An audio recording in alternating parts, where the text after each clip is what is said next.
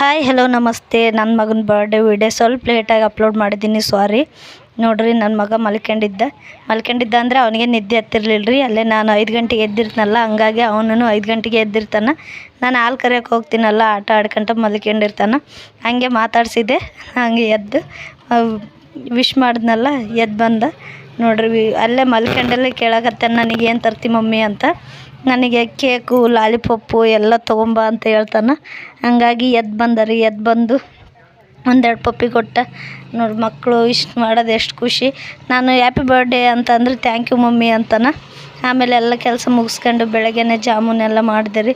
ಜಾಮೂನ್ ಮಾಡಿ ಪಲಾವ್ಗಿಟ್ಟು ಅವನ್ನೆಲ್ಲ ಸ್ನಾನ ಮಾಡಿಸ್ಕೊಂಡು ನಾನು ಅವನ್ನ ದೇವಸ್ಥಾನಕ್ಕೆ ಕರ್ಕೊಂಡು ಬಂದೆ ರೀ. ಹಟ್ಟಿ ಒಳಗಿರೋ ಬಸವೇಶ್ವರ ದೇವಸ್ಥಾನಕ್ಕೆ, ಅಂದ್ರೆ ಬಸ ಸಮಿತಿ ಅಂತಾರೆ ರೀ. ಅದ್ರೊಳಗೆ ಶಿವಪ್ಪ ಮತ್ತು ಬಸವಣ್ಣ ದೇವ್ರೈತಿ. ಹಂಗಾಗಿ ಅವ್ರನ್ನ ದೇವಸ್ಥಾನಕ್ಕೆ ಕರ್ಕೊಂಡು ಬಂದ್ವಿ. ದೇವಸ್ಥಾನಕ್ಕೆ ಬಂದಮೇಲೆ ನಮ್ಮ ಅಳಿಯನು ಅಳಕತ್ತಿದ್ದ, ನಾನು ಬರ್ತೀನಿ ಅಂತ. ಅವನು ಕರ್ಕೊಂಡು ಹಟ್ಟಿ ಒಳಗಿರೋ ಬಸವೇಶ್ವರ ದೇವಸ್ಥಾನಕ್ಕೆ ಹೊರಟಿದ್ವಿ.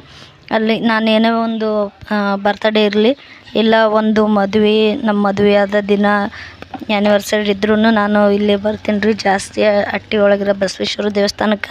ಹಾಗೆ ಇದ್ರ ಹಿಂದೆ ರಾಯರ ಮಠ ಐತ್ರಿ, ರಾಯರ ಮಠಕ್ಕೆ ಬರ್ತೀನಿ. ನಮ್ಮ ಮನೆಯವರು ಅವ್ರು ನಿಂದ್ರಿಸಿ ಫೋಟೋ ಮತ್ತು ವೀಡಿಯೋ ಮಾಡ್ತಾಯಿದ್ರು. ನೋಡಿರಿ, ನಮಸ್ಕಾರ ಮಾಡ್ಕೊಂಡು ನನ್ನ ಮಗ ಮತ್ತು ಅಳಿಯ ಇಬ್ಬರು ಒಳಗಡೆ ಹೊರಟಾರ್ರಿ. ಇದೆ ನೋಡ್ರಿ, ಹಟ್ಟಿ ಒಳಗಿರೋ ಬಸವೇಶ್ವರ ದೇವಸ್ಥಾನ ಹೋದ್ರಿ. ಇಲ್ಲಿ ಶಿವಪ್ಪ ಐತ್ರಿ, ನಾನು ಏನೇ ಮತ್ತು ಬಸವಣ್ಣ 3 ಐತ್ರಿ. ಶಿವಪ್ಪನ ಎದುರುಗಡೆ ಬಸವಣ್ಣಂದು ವಿಗ್ರಹ ಐತಿ, ಒಳಗಡೆ ಶಿವ ಐತ್ರಿ. ನಾನು ಏನಾದರೂ ಬೇಜಾರಾದಾಗ ಇಲ್ಲೇ ಬಂದು ನಾನು ಟೈಮ್ ಸ್ಪೆಂಡ್ ಮಾಡ್ತೀನಿ. ಹಾಗೆ ಅದರಿಂದ ರಾಯರ ಮಠ ಐತಿ. ಹಾಗೆ ರಾಯರ ಮಠಕ್ಕೂ ಹೋದೆ. ರಾಯರ ಮಠಕ್ಕೆ ಹೋಗಿ ಅಲ್ಲೆಲ್ಲ ದರ್ಶನ ಪಡ್ಕೊಂಡು ಅಲ್ಲಿ ಸ್ವಲ್ಪ ಹೊತ್ತು ಕೂತ್ಕೊಂಡು, ಆಮೇಲೆ ಪೂಜಾರಿ ಇರಲಿಲ್ಲ, ಆಮೇಲೆ ಬಂದರು.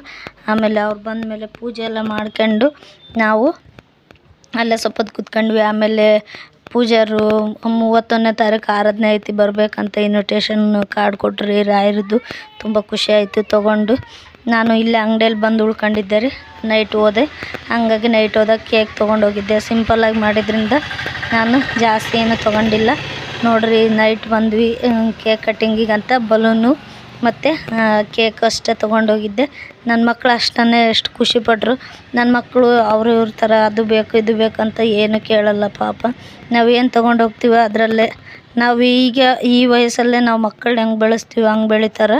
ನನ್ನ ಮಕ್ಕಳು ನನ್ನ ಹತ್ರ ದುಡ್ಡಿಲ್ಲ ಅಂತ ಹೇಳಿದ್ರೆ, ಇರಲಿ ಬಿಡು ಮಮ್ಮಿ, ಲಾಲಿಪಾಪ್ ಕೊಡಿಸ್ಬಿಡು ಅಂತಾರೆ. ಕೇಳೋಕೆ ಒಂಥರ ಬೇಜಾರು ಅನ್ಸುತ್ತೆ. ನಾವು ಯಾವ ಥರ ಬೆಳೆಸ್ತೀವಿ ಆ ಥರ ಹೋಗುತ್ತೆ. ಅವ್ರ ಅಪ್ಪಾಜಿ ಅವ್ರ ಅತ್ತೆ ಎಲ್ಲರೂ ವಿಶ್ ಮಾಡಿದ್ರಿ ಅವರಿಗೆ. ನಾನು ಬಲೂನ್ ಅಷ್ಟೇ ತೊಗೊಂಬಂದಿದ್ದೆ. ನೋಡಿರಿ, ಅದರಲ್ಲೇ ಎಷ್ಟು ಖುಷಿಯಿಂದ ಆಟ ಆಡಕತ್ತಾರ.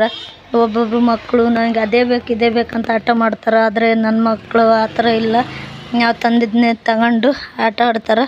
ಮುಂದೆ ಹೆಂಗೋ ಗೊತ್ತಿಲ್ಲ, ಈಗಂತೂ ನಮ್ಮ ಮಾತಂತೂ ಕೇಳ್ತಾರೆ ರೀ. ಅದೇ ಖುಷಿ. ಮಕ್ಕಳು ಸಣ್ಣ ವಯಸ್ಸಲ್ಲೇ ಎಲ್ಲನೂ ಕಲಿಬೇಕು. ಹಾಗಾಗಿ ನಾನು ಜಾಸ್ತಿ ಅವ್ರಿಗೆ ಏನು ತಂದು ಕೊಡೋಂಗಿಲ್ಲ, ಇರೋದ್ರಲ್ಲೇ ಅಡ್ಜಸ್ಟ್ ಮಾಡ್ಕೊಂಡು ಜೀವನ ಮಾಡ್ಬೇಕು ಅನ್ನೋದೊಂದು ನನ್ನ ಆಸೆ.